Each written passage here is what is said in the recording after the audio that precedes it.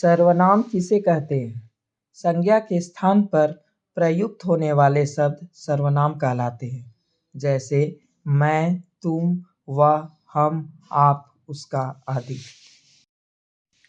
अब हम जानते हैं कि सर्वनाम के कितने भेद होते हैं। तो सर्वनाम के 6 भेद होते हैं।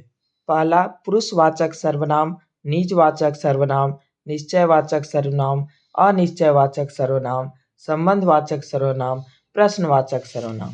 अब हम जानेंगे कि उसके विस्तार क्या है। आइए इसे विस्तार से जानते हैं। पुरुषवाचक सर्वनाम किसे कहते हैं? वक्ता द्वारा खुद के लिए या दूसरों के लिए इस्तेमाल किए जाने वाले सर्वनाम। ये सर्वनाम किसी व्यक्ति, जीव, जानवर, वस्तु, स्थान या विचार के संदर्भ में इस्तेमाल किए जाते हैं, उसे पुरुषवाचक सर्वनाम कहते हैं। पुरुषवाचक सर्वनाम 3 तरह के होते हैं: उत्तम पुरुषवाचक सर्वनाम, मध्यम पुरुषवाचक सर्वनाम और अन्य पुरुषवाचक सर्वनाम।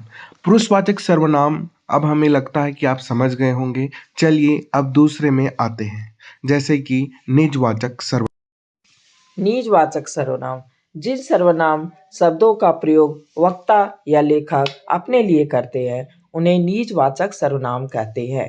निजवाचक सर्वनाम के कुछ उदाहरण ये रहे, जैसे आप, अपने आप, खुद, निज, स्वतः एंड स्वयं। मैं खुद पर आस्था रखता हूँ, मैंने अपने धन का सदैव ख्याल रखा। निजवाचक सर्वनाम में हमने ये जाना कि लेखक जो है वो इसमें खुद के लिए करते हैं, यानी स्वयं के लिए, अपने और आप के लिए करते हैं। तो इसलिए उदाहरण में भी मैं और आप आएंगे। निजवाचक सर्वनाम के बाद हम अनिश्चयवाचक सर्वनाम के जाएंगे।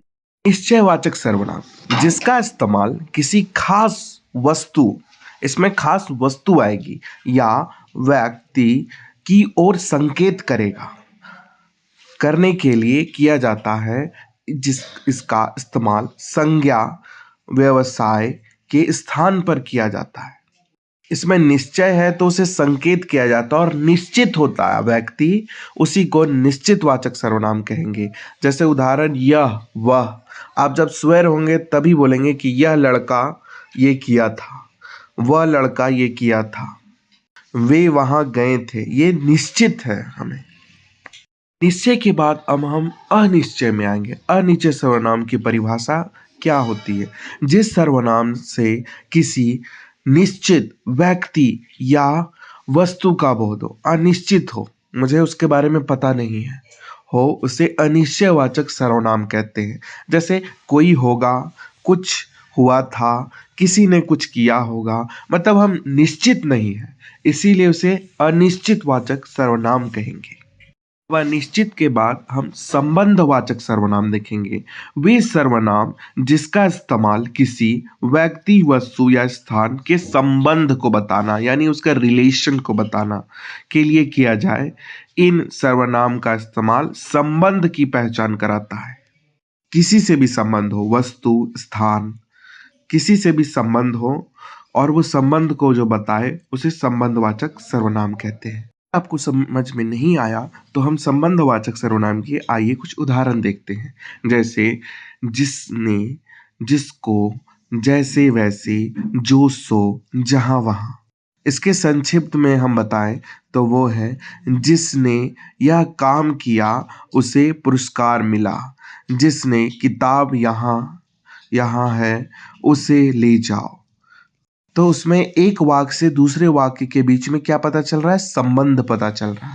प्रश्नवाचक सर्वनाम वे सर्वनाम शब्द होते हैं जिनसे किसी व्यक्ति, वस्तु, घटना या व्यापार के बारे में प्रश्न बोध होता है।